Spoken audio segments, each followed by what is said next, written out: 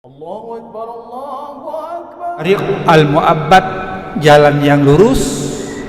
Kenapa itu diberi kemudahan oleh Allah? Karena kita memudahkan jalan-jalan Allah, apa yang ni oleh Allah kita lakukan. Hana ada pesulit diri, hana alasan kiyah, alasan ini, alasan itu. Adat hanjit berangkau takum, hukum hanjit berangkau takiyah. Adat mukoh rubung, hukum mukoh puri.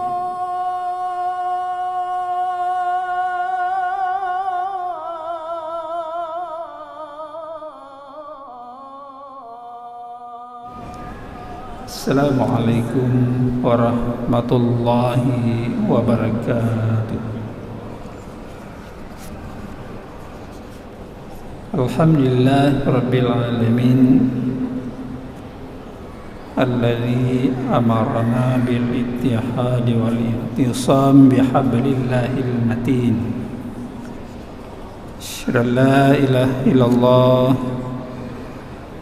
wahdahu la syarikalah wa asyhadu anna sayyidana Muhammadan abduhu wa rasuluh. Allahumma salli wa sallim wa barik ala sayyidina Muhammad wa ala alihi wa ashabi ajmain, amma ba'd.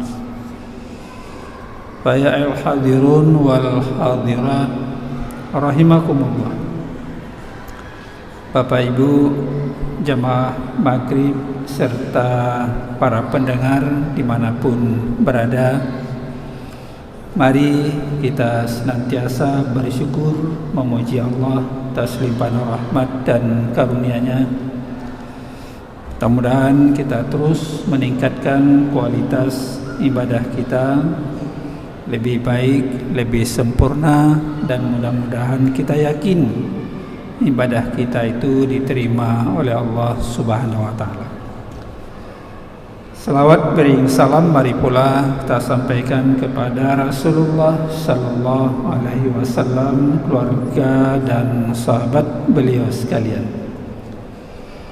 Rasul yang terakhir, Rasul yang sangat peduli kepada fakir miskin, anak yatim, dan Rasul yang syarat dengan uswah keteladanan pada kita sekalian.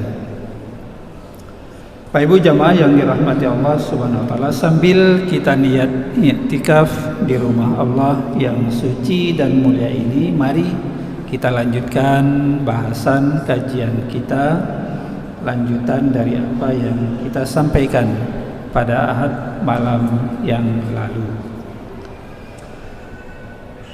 Dari beberapa makna dan hakikat dari ibadah yang kita sampaikan, maka diketahui bahwa ibadah yang disyariatkan haruslah memenuhi dua hal, paling kurang ya dua hal. Yang pertama, bagaimana komitmen istiqamah, concern kita, semangat kita, spirit kita, dan apa yang telah disyariatkan Allah dan disampaikan pula oleh Rasulullah sallallahu alaihi wasallam kepada kita sekalian. Di dalam pengajian yang lalu itu menunjukkan bahwa tidak ada sesuatu yang sulit di dalam kita menjalankan syariat agama Allah. Ada solusi, ada azimah, ada rukhsah, ada hukum pokok, ada keringanan dispensasi diberikan oleh syariat Allah kepada kita sekalian. Maka tidak ada dalam menjalankan agama ini sesuatu yang sempit dan sulit kita lakukan. Kalau kita Ya, terlupa kemarin kita sampaikan di dalam salat berapa jumlah, lupa rakaat. Tak diberikan menambal itu dengan sujud sahwi. Ada solusi. Kalaulah kita tidak bisa menggunakan air karena sakit, kita bisa melakukan tayamum.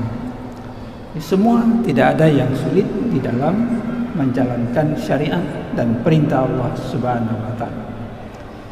Ini juga Bapak Ibu para pendengar sekalian, sejalan dengan pemaknaan definisi ibadah yang diberikan oleh Imam Al-Ghazali dalam kitabnya Ihya Ulumuddin. Ibadah itu segala bentuk aktivitas, segala ragam bentuk tata cara yang kita lakukan untuk tujuan akhirnya adalah, gaya akhirnya adalah supaya kita mendapatkan ridha dari Allah Subhanahu wa taala. Maka apa pebut mayahana ingin mencapai ridha Allah. Kan tujuan ke sana ridha. Maka ridha Allah mandub aman. Lagi dikil Nabi, ridha orang tua, ridha Allah. Ridha Allah, ridha orang tua. Maka orang tua ridha, belum aman. Apalagi ridha Allah, subhanallah. Berkah hidup, enggak ada gangguan, rintangan. Tariq al-mu'abbad, jalan yang lurus. Kenapa itu diberi kemudahan oleh Allah? Karena kita memudahkan jalan-jalan Allah apa yang ni oleh Allah kita lakukan. Hana dapat sulit diri, hana alasan kiyah, alasan ini alasan itu. Adat hanjit berangkau takum, hukum hanjit berangkau takiyah. Adat mukoh rubung, hukum mukoh puriah. Ya, adat kadang-kadang masih ringan lah mukoh rubung dengan sikin tak koh rubung, tapi menyuka hukumnya mukoh puriah. Payah tabah parang mampaci ai kakri triang hai lawal le sikin. Maka kita ada sisi-sisi solusi yang diberikan di dalam agama ini sehingga baik tapu batat dero. Kala dosa, kala salah, batat taubat pi berat. Kan lagi kan tuntunan Allah, tuntunan Rasulullah, penjelasan para ulama dan sebagainya. Bapak Ibu para pendengar yang dirahmati Allah Subhanahu wa taala. Jadi segala mandum bentuk aktivitas yang kita lakukan untuk mencapai ridha Allah juga harus sesuai dengan aturan kaifiat tata cara ibadah. Hanya sit barang kau kita lakukan, tapi harus mengikuti sunnah siban tata cara Rasulullah melakukan ibadah. Sallu kama ra'aitumuni usalli. Salatlah kamu sebagaimana kamu melihat aku salat. Bagaimana Rasulullah salat? Para sahabat gekalan secara berulang-ulang. Gekalan Rasulullah, oh begitu. Gedang baca salat sempurna, takbir, baca Fatihah, ruku', sujud dan seterusnya secara berulang-ulang. Dimana Rasulullah bahkan gebut seperti itu karena dituntun oleh Allah lewat malaikat, diberi pedoman kaifiat. Nah, jadi mandum yang kita lakukan adalah sesuai dengan sunnah, baik aturan Allah maupun sunnah Rasulullah Sallallahu Alaihi Wasallam. Karena itu ibadah itu dua kategori. Ada ibadah ritual, ibadah yang dilakukan secara langsung kepada Allah, secara langsung dilakukan kepada Allah, yang seperti salat ya, langsung pribadi kita, hana hubungan dengan orang lain. Mereka mukallaf, ka baligh, ka terumu, ka dewasa, anak agam, anak inang, itu sudah wajib melakukan perintah yang diu oleh Allah dan Rasulullah sallallahu alaihi wasallam. Cuma ada yang bertanya, bagaimana ukuran baligh, ukuran dewasa anak? Ya, kagak pegat oleh para ulama, kagak beri aturan rambu-rambu. Menyuana agam kalimah belatun dalam pendapat Imam Syafi'iyah, atau dia sudah mimpi wajib mandi, itu sudah dewasa, sudah baligh, sudah baligh, anjir tak biarkan ya, tidak lagi bunuh. Jadi adat mukorubung nyote ubud hana tak peduli ya, watai karaya kapayah tawid ya. Bak kaya yang keperimbun ke rumah diikat barang-barang yang berat supaya rindang dahan menyokaraya kan kapayah ai patih li nyokaraya. Jadi sejak umur 7 tahun dipegang Rasulullah kana ieu perintahkan salat, muru auladakum bis salat, ieu anak-anakmu untuk mengerjakan salat. Mereka umur 7 tahun, galam dewasa 7 tahun, tapi Nabi gedi edukasi. Pendidikan Rasulullah itu ramah lingkungan sejak umur 7 tahun. Padahal para imam mazhab, Imam Syafi'i pegang umur baru dewasa 15 tahun. Ka beban taklif, beban yang diu oleh Allah untuk melakukan perintah fardhu'in, salat, puasa dan seterusnya. Ini. Kemudian ada yang bersifat kategori muamalah, ibadah yang dilakukan dalam interaksi dengan sesama manusia, seperti berbuat baik, amar ma'ruf, nahi mungkar, tak bantu orang yang membutuhkan, anak yatim, fakir miskin. Karena kita gebili Allah kelebihan harta rezeki itu ada bagian-bagian orang lain di dalam bagian harta kita. Itulah berbuat baik. Ada sedekah, ada wakaf, ada infak. Jadi mandung di dalam syariat kagado. Cuma kadang-kadang kita ya hanya ada peduli dengan aturan-aturan yang kagak jelaskan kepada kita sekalian. Dengan demikian, ibadah di samping pengakuan keesaan Allah, mengakui ketergantungan manusia ya pada makhluk ini, maka ada qul huwallahu ahad, Allahus samad. Katakanlah oleh Muhammad, dia Allah itu esa. Allah tempat bergantung, tempat memohon pertolongan kepada Allah Subhanahu wa taala. Kita mohon kepada Allah, kita bergantung kepada Allah, kita minta petunjuk, tuntunan, bukan kepada yang lain. Allahus samad. Sekaligus mengingat kita semua akan kehadiran Allah bersama kita ketika dalam melakukan hubungan dengannya. Makanya ketika salat itu kan hubungan vertikal kita, mi'raj kita dengan Allah Subhanahu wa taala. Ya, kita lakukan mi'raj dari bumi seolah kita berada di langit, di angkasa, di tempat yang tinggi ya. Seperti itu mi'raj dengan Allah Subhanahu wa taala.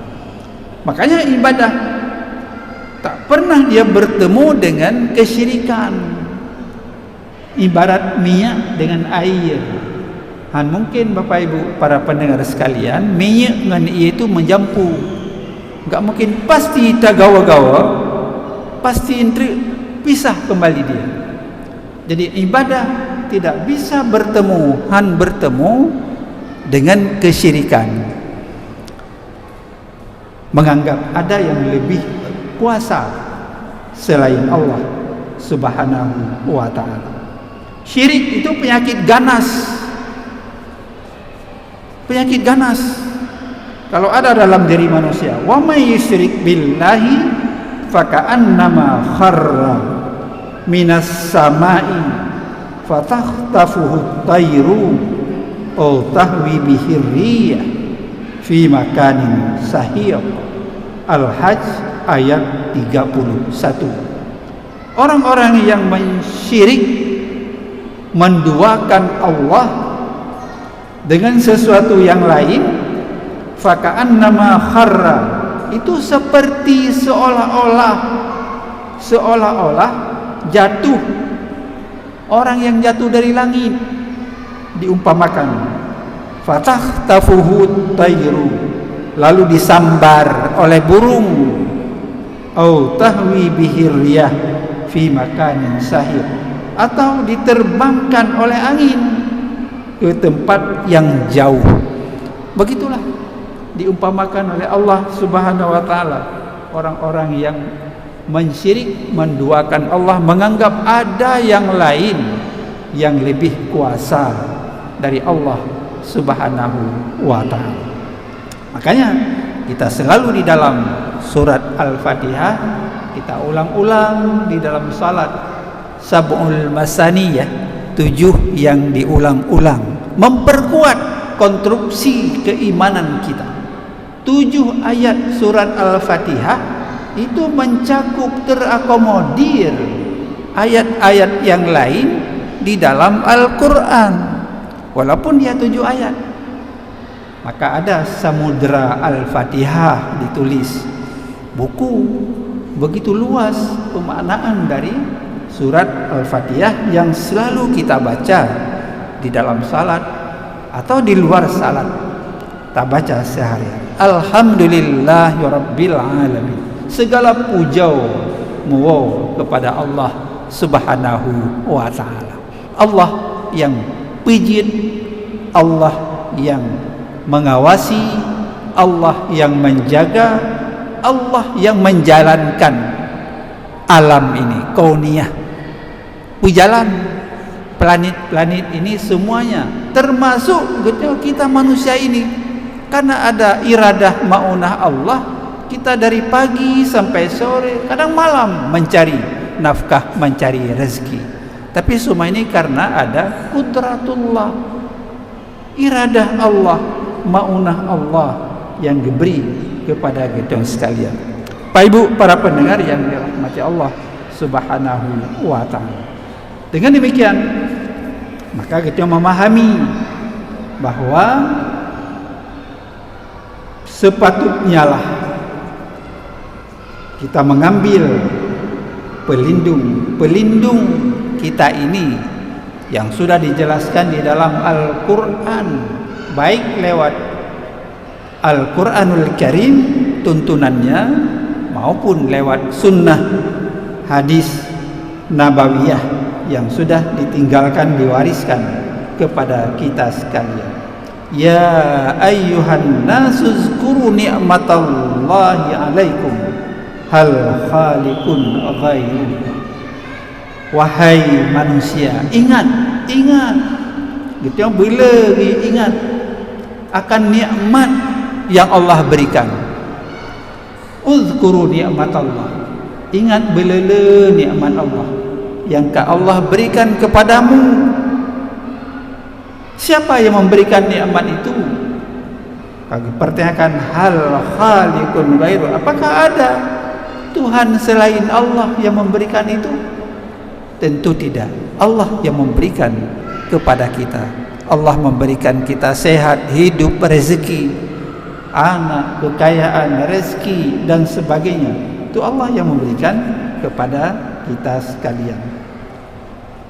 Bapak Ibu sidang jamaah, para pendengar yang dirahmati Allah Subhanahu wa ta'ala. Makanya di dalam surat Al-A'raf dipertanyakan oleh Allah, alastu birabbikum, bukankah aku ini Tuhanmu? Allah dipertanyakan. Dan kagebi kemudahan rezeki oleh Allah, umur yang lama yang trip, rezeki yang mudah dan sebagainya. Allah sejak awal kagak pertanyakan. Di dalam alam zuriat kagak pertanyakan, bukankah aku ini Tuhanmu? Qalu bala syahidna, semua kita jawab, benar ya Allah, kami menyaksikan bahwa Engkau adalah Tuhan kami. Kepada kita ketika itu enggak tahu apa-apa, tapi inilah membuktikan kekuasaan Allah Subhanahu wa ta'ala. Tu pemeri kepada pegah bahwa Allah itu sangat kuasa di dalam menciptakan sesuatu. Ya. Kita kan 3/4 alam, alam rahim, alam dunia, alam barzah, kubur, nanti ada alam akhirat. Kan kehidupan kita ke sana saja. Rahim, dunia ini yang sedang kita jalankan, alam barzah, alam kubur, kemudian baru nanti alam akhirat terakhir sekali. Ya, itulah prosesi kehidupan kita, Pak Ibu sidang jamaah sekalian. Terasa sekali fungsi Rabb, tak hanya sebagai pencipta gepejiat oleh Allah, tapi juga Allah menjalankan sunnahnya dengan curahan rahmat dan nikmatnya oleh Allah yang terus menerus Allah berikan kepada kita sekalian.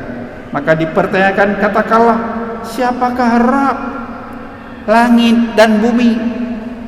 Dalam surat Ar-Ra'd ayat 15 dan 16, ya. Siapakah Rabb Tuhan langit dan bumi? Dipertanyakan oleh Allah. Jawab Allah sendiri, Allah sendiri jawab, Allah, enggak ada yang lain. Supaya Allah mempertanyakan, supaya mengingatkan.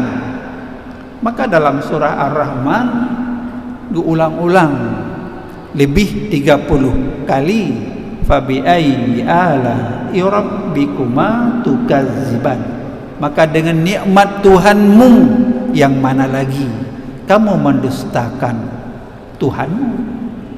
Dengan apa lagi? Padahal sudah bukti Allah berikan kepada kita sekalian, tapi kita masih ya biasa-biasa saja, biasa-biasa saja. Katakanlah Allah nikmat, maka patutkah kamu mengambil pelindung-pelindungmu selain dari Allah? Padahal mereka tidak memberi sedikit pun manfaat kepadamu dan tidak pula memberikan kemudaratan bagi diri mereka sendiri. Mereka di luar selain Allah, padahal kemudaratan yang banyak, bukan manfaat. Tapi Allah yang memberikan manfaat kepada kita hidup di dunia ini.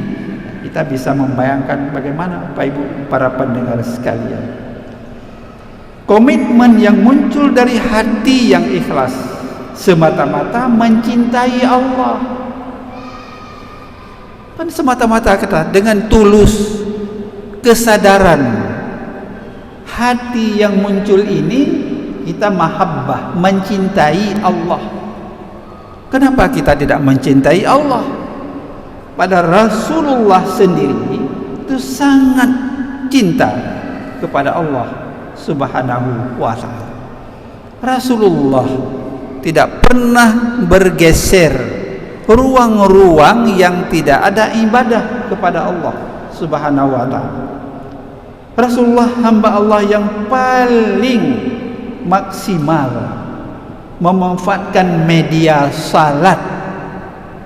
Rasulullah hamba Allah yang paling disiplin memanfaatkan media salat untuk berkomunikasi dengan Allah penajidnya yang menciptakannya, dan menyebut media salat sebagai waju'ilat qurrata aini, waju'ilat qurrata aini, Jadi jadikan salat itu pelita hati, cendera mata. Maka Rasulullah pernah terbetik terucap, tidak ada nikmat yang lebih nikmat dalam hidup ini kecuali nikmat di dalam salat. Hana nikmat lain kecuali nikmat yang paling syahdu ketika melakukan salat, hubungan pribadinya, personalnya dengan Allah Subhanahu wa taala. Kalau Rasulullah salat sendirian, salat sunat di rumah, lama-lama berkomunikasi, bertemu dengan Allah, rindu sekali, ya, lama-lama wajuilat qurrata ain. Tidak ada sebuah kenikmatan dalam hidup ini selain nikmat di dalam salat. Bengkak betis, metijoh mata. Begitulah Rasulullah ketika salat sunat sendirian, apa salat malam atau lain sebagainya. Ini Bapak Ibu para pendengar sekalian, sebuah ungkapan yang menggambarkan betapa sejuknya hati beliau saat beraudiensi, komunikasi dengan Allah Subhanahu wa taala. Inilah yang kita jelaskan pada malam yang lalu, sebuah kekhusyuan, hudurul qalbi di dalam kita menjalankan sebuah perintah Allah Subhanahu wa taala. Tidak ada nikmat selain nikmat di dalam salat. Bapak Ibu para pendengar sekalian, faradallahul imana tatahiran minasyirki. Allah memfardukan iman kepada kita sekalian untuk membersihkan hati daripada syirik, baiknya gogah, perasaan dan sebagainya, ya. Baik, kedua cinta juga kepada harta dunia ini, cinta jabatan, cinta harta dan sebagainya, backseat melebihi cinta kita kepada Allah Subhanahu wa taala. Wasyam ibtila'u li ikhlasil khalq. Allah mefardukan salat dan zakat. Allah mefardukan salat, wassalatu tanzihan anil kibari. Allah mefardukan salat untuk mensucikan diri daripada sifat takabur kepada Allah Subhanahu wa taala. Maka takalan kaifiat salat dari berdiri, ruku sampai kepada sujud, merendahkan diri dalam ibadat, tazallul, merendahkan diri, khuzu'un, ya, ketaatan kita kepada Allah Subhanahu wa taala. Waz zakatu nasbiyan lirizki. Allah mefardukan zakat untuk menjadikan sebab hasil rezeki bagi manusia. Begitulah kay la yakunu dulatan bainal aghniya. Jadi harta-harta ini beredar, tidak dikuasai oleh satu orang, tapi dia beredar harta ini pada setiap orang supaya ada rahmat. Hanjit dalam Islam dikuasai juragan-juragan supaya ini dikuasai, tidak boleh dua orang lain. Maka ada zakat, geberi zakat yang katru nisab, katru uhul, gebayar, karena zakat itu wajib supaya ada bagian orang lain di dalam harta-harta yang Allah berikan kepadanya. Sikap penghambaan diri yang dilakukan secara berulang-ulang dan rutin seperti salat itu sangat bermanfaat untuk menghapuskan benih-benih kesombongan, at-takbir, takabbur, ya, benih-benih kesombongan yang ada dalam diri setiap manusia, dan efektif menemukan sikap loyalitas, mahabbah kepada Allah Subhanahu wa taala. Itulah saya kira gaya tujuan akhir. Kenapa sebuah ada perintah dari Allah, ada perintah salat, ada perintah puasa dan lain sebagainya. Semua ini untuk mengenali diri. Man arafa nafsahu faqad arafa rabbah. Barang siapa mengenal akan dirinya, hakikat keberadaan dirinya, maka dia sungguh akan mengenal siapa Allah yang menciptakannya. Jadi hana kesombongan dalam diri kita. Siapapun sama antara satu dengan yang lain, tidak ada perbedaan. Tidak ada beda orang Ajam dengan orang Arab, orang Arab dan orang Ajam, kata Rasulullah, kecuali illa bittaqwa, kecuali karena takwanya itu saja yang lebih dinilai oleh Allah Subhanahu wa taala. Inna akramakum indallah atqakum. Semulia-mulia kamu di sisi Allah adalah yang paling bertakwa kepada Allah Subhanahu wa taala. Tadi Pak Imam juga baca tabbat yada abi lahabi wa tab. Celaka Abu Lahab itu. Tangannya celaka. Semua tidak berguna, ma aghna anhu malu wa ma kasab. Hana berguna usaha apa yang kubur oleh Abu Lahab. Kenapa? Karena dia memusuhi Rasulullah sallallahu alaihi wasallam. Berarti hana giat hati mau virus, hana giat hati anjir. Jadi mandum akan rusak, binasa amal-amal yang lain. Jadi ada dalam diri kita muzghah, segumpal daging. Mio daging itu get, semua jasmani kita akan ikut baik, amal kita akan ikut baik. Tapi menyo muzghah, segumpal itu rusak, ya, maka semua amal jasmani kita juga akan ikut rusak, tidak baik, ya, fasid namanya.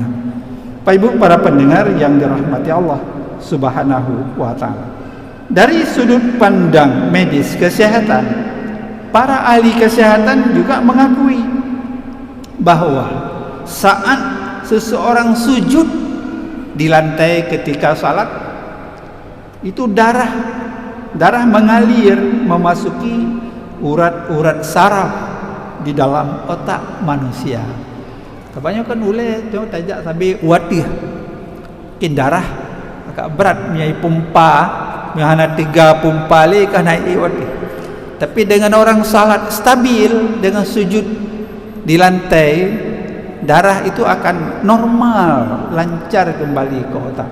Man terganggu juga nanti otak dan sebagainya. Para ahli medis kesehatan sudah mengakui bahwa salat itu luar biasa, Pak Ibu para pendengar sekalian. Maka dengan demikian, penelitian juga merekomendasi salat 5 waktu merupakan sarana menenangkan jiwa yang paling efektif. Enggak ada depresi, enggak ada stres, enggak ada neurosis, terganggu kegamangan, enggak ada. Yang betul-betul menjalankan dengan penuh keikhlasan dan memenuhi syarat-syarat yang diperlukan. Kemudian ilmu pengetahuan modern telah mampu memenuhi kebutuhan material ke dalam tubuh manusia, makanan apa saja sekarang ada ya, sayang siap saji dan sebagainya. Tapi disebutkan namun gagal memasukkan spiritual dalam jiwa sanubari dan mata hati manusia. Maka le orang yang lalai makanan baju apa saja ada uang beli, tapi makanan rohani sangat gersang, sedikit sekali. Kalau orang sekarang judi online, pinjol, malah ada hasil riset terakhir, banyak orang Indonesia sekarang majnun, jadi gila karena utang, karena judi online, broken home, ya, bunuh diri, ya, minum baygon dan sebagainya karena utang dengan judi online dan sebagainya. Bukan hanya orang dewasa, anak-anak milenial, para pemuda Ya. Bapak Ibu para pendengar sekalian, kadangkala ada penyakit yang tidak bisa sembuh dengan cara medis, tapi insya Allah bisa sembuh dengan cara salat yang teratur, dengan puasa yang teratur, dengan obat-obat alami, madu dan sebagainya. Bapak Ibu para pendengar yang dirahmati Allah Subhanahu wa ta'ala, maka kita lihat juga dari pengaturan waktu salat sangat logis 5 waktu ini. Adakah penelitian yang menentang, menafikan waktu-waktu salat? Belum ada. Tapi semua para peneliti, para riset tidak ada dan tidak bisa membantahkan 5 waktu yang sudah diatur oleh Allah dalam syariat Allah Subhanahu wa ta'ala. Hanjit tak geser. Jadi begitu luar biasa syariat ini. 5 waktu hanjit tak geser oleh kita. Semua ada rahasia hikmah di dalam pengaturan waktu salat itu. Dan ini sangat sejalan dengan fitrah manusia. Subuh ke zuhur misalnya. Ada subuh ke zuhur 6 sampai 7 jam waktu ya. Kenapa ini diatur? Waktu ini ya bekerja, cari nafkah, cari karunia Allah, diberi luang yang luas di pagi hari sampai 6-7 jam baru zuhur ya, dari selesai subuh zuhur dan sebagainya. Jadi Allah sudah mengatur seperti itu, tidak memberikan sebuah ruang yang sempit di dalam manusia mencari kelebihan karunia Allah Subhanahu wa ta'ala. Jadi kemudian istirahat sebentar, nanti bekerja lagi dan sebagainya. Jam, bahkan salat memiliki kelebihan tersendiri, padahal kita sering mengabaikan ya. Salat terberat bagi orang-orang munafik adalah salat isya dan salat subuh. Itu bagi orang-orang yang munafik. Itu salat isya berat, apalagi salat subuh berat sekali itu ya. Maka kita kan tidak bisa sabar, padahal disuruh menunggu waktu salat kepada waktu salat berikutnya. Itu sebuah fadzalikar ribat, perjuangan kata Rasulullah. Biasa kita berat kan, sabar dari satu maghrib ke isya berat, tapi itu perjuangan, sebuah perjuangan, kesabaran itu melatih kita. Makanya kali Rasulullah, salat terberat bagi orang munafik itu adalah salat isya dan salat subuh. Padahal seandainya mereka mengetahui pahala pada kedua salat tersebut, tentu mereka akan mendatanginya walaupun harus merangkak sekalipun. Hadis riwayat Bukhari dan juga riwayat Ahmad. Bapak Ibu para pendengar sekalian dan dirahmati Allah Subhanahu wa ta'ala, mari terus kita membina diri kita, memperkuat semangat spirit ini sehingga kita lebih terdorong fastabiqul khairat, berlomba-lomba ketika Allah masih memberikan kekuatan, kesehatan, kemudahan ya. Bila Allah kemudahan, naroda 2, naroda 4 untuk memudahkan jalan ke surga, ke masjid dan sebagainya. Itu Allah beri rezeki. Rezeki itu kita gunakan untuk memudahkan jalan ke surga, jalan Allah Subhanahu wa ta'ala. Bapak Ibu para pendengar sekalian, demikian untuk malam ini, mudah-mudahan ada manfaatnya, dan kepada Allah senantiasa kita berserah diri. Amin ya mujibas sailin, wallah waliyut taufiq wal hidayah. Assalamualaikum warahmatullahi wabarakatuh. أنت إمام الحاضرة سلطانها الغيب يا أيها النبي الله والكوكب الدري الله